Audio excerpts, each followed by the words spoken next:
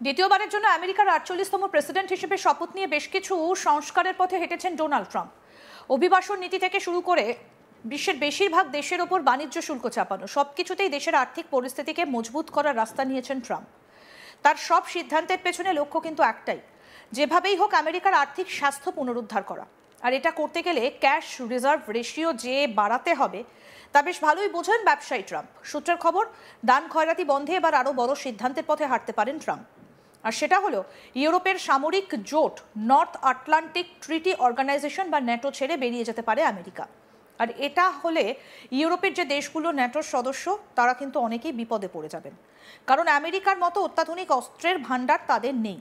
দ্রুত ও দূরপাল্লার মিসাইল থেকে শুরু করে 5th জেনারেশন ফাইটার জেট, অত্যাধুনিক ট্যাঙ্ক, ড্রোন থেকে শুরু করে এয়ার ডিফেন্স সিস্টেম, এই সব কিছুর জন্য ন্যাটোর বেশিরভাগ দেশই আমেরিকার দিকে তাকিয়ে থাকে। কিন্তু আমেরিকান প্রেসিডেন্ট ট্রাম্প হঠাৎ করে এই সিদ্ধান্ত নিলেন কেন?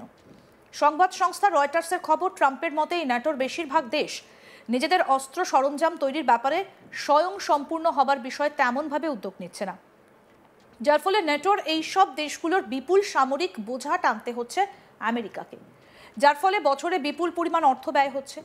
আর এই বোঝা বেশি দিন টানতে নারাজ ট্রাম্প। সূত্রের খবর, যদিও এই সামরিক জোট ছেড়ে বেরিয়ে আসার আগে ওই দেশগুলোকে অস্ত্র, মিসাইল, এয়ার ডিফেন্স সিস্টেম এই সব দিয়ে আসবে আমেরিকা, কিন্তু এটা যদি হয় তাহলে কবে হবে? সূত্রের খবর, আমেরিকায় ন্যাটো ছেড়ে বেরিয়ে আসতে পারে 2027 সালের মধ্যে।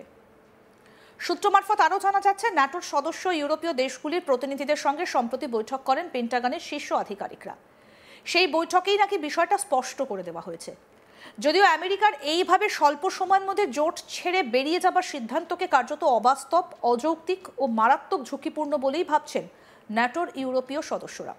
এদিকে ট্রাম্পের এই সিদ্ধান্তের সঙ্গে একমত নন আমেরিকার রাজনীতিবিদদের একাংশ। এই সিদ্ধান্ত হঠকারী বলেও মনে করছেন কেউ কেউ।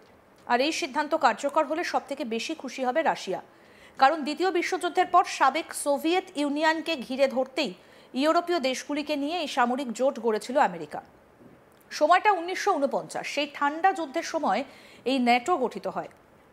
বেলজিয়ামের রাজধানী ব্রাসেলসে রয়েছে এই ন্যাটোর সদর দফতর।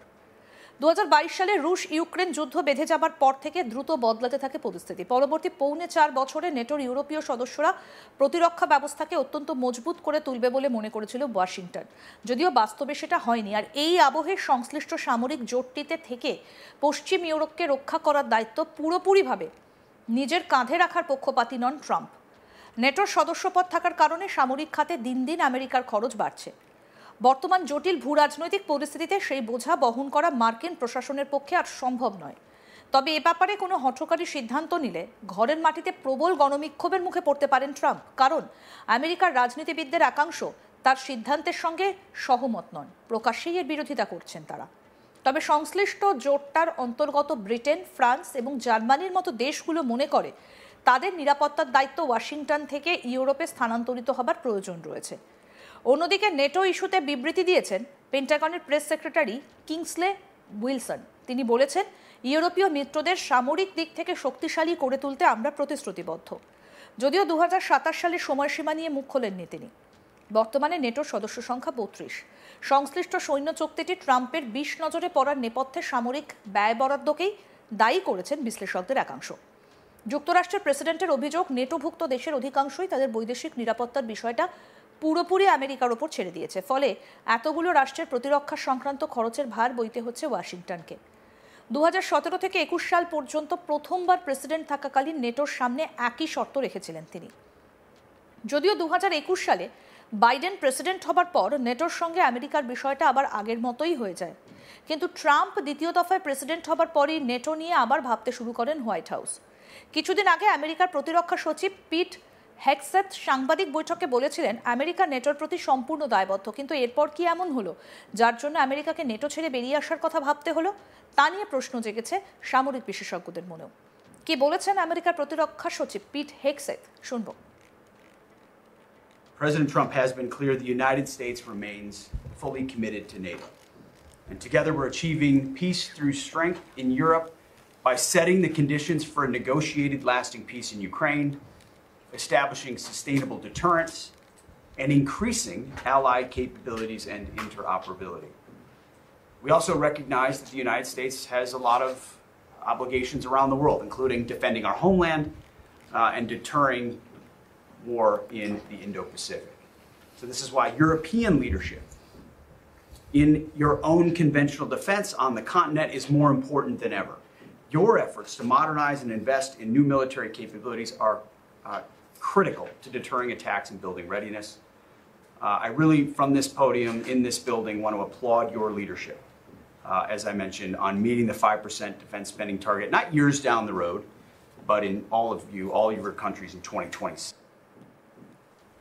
দ্বিতীয়বারের জন্য আমেরিকার ৪৮তম প্রেসিডেন্ট হিসেবে শপথ নিয়ে বেশ কিছু সংস্কারের পথে হেঁটেছেন ডোনাল্ড ট্রাম্প।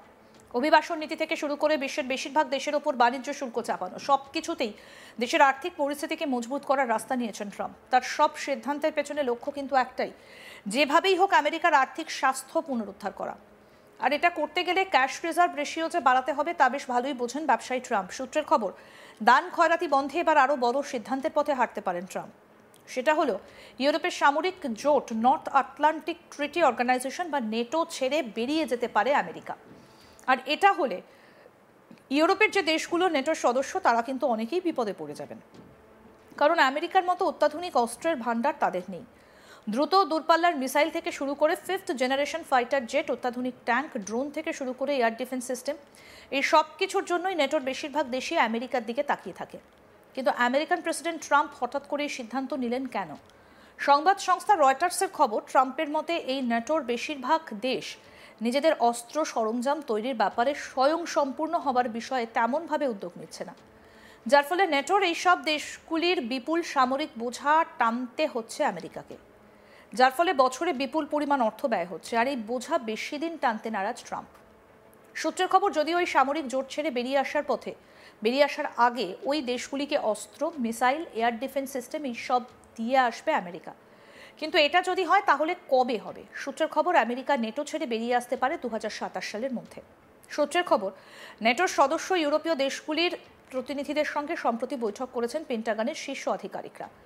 সেই বৈঠকেই নাকি বিষয়টা স্পষ্ট করে দেওয়া হয়েছে। যদিও আমেরিকার এভাবে স্বল্প সময়ের মধ্যে জোট ছেড়ে বেরিয়ে যাবার সিদ্ধান্তকে কার্যত অবাস্তব, অযৌক্তিক এবং মারাত্মক ঝুঁকিপূর্ণ বলে ভাবছেন নেটোর ইউরোপীয় সদস্যরা। এদিকে ট্রাম্পের এই সিদ্ধান্তের সঙ্গে একমত নন আমেরিকান রাজনীতিবিদদের একাংশ। এই সিদ্ধান্ত হঠকারী বলেও মনে করছেন কেউ কেউ। আর এই সিদ্ধান্ত কার্যকর হলে সবথেকে বেশি খুশি হবে রাশিয়া, কারণ দ্বিতীয় বিশ্বযুদ্ধের পর সাবেক সোভিয়েত ইউনিয়নকে ঘিরে ধরতেই ইউরোপীয় দেশগুলিকে নিয়ে এই সামরিক জোট গড়েছিল আমেরিকা। সেই 1949 সাল ঠান্ডা যুদ্ধের সময় এই নেটো গঠিত হয়। বেলজিয়ামের রাজধানী ব্রাসেলসে রয়েছে নেটোর সদর দফতর।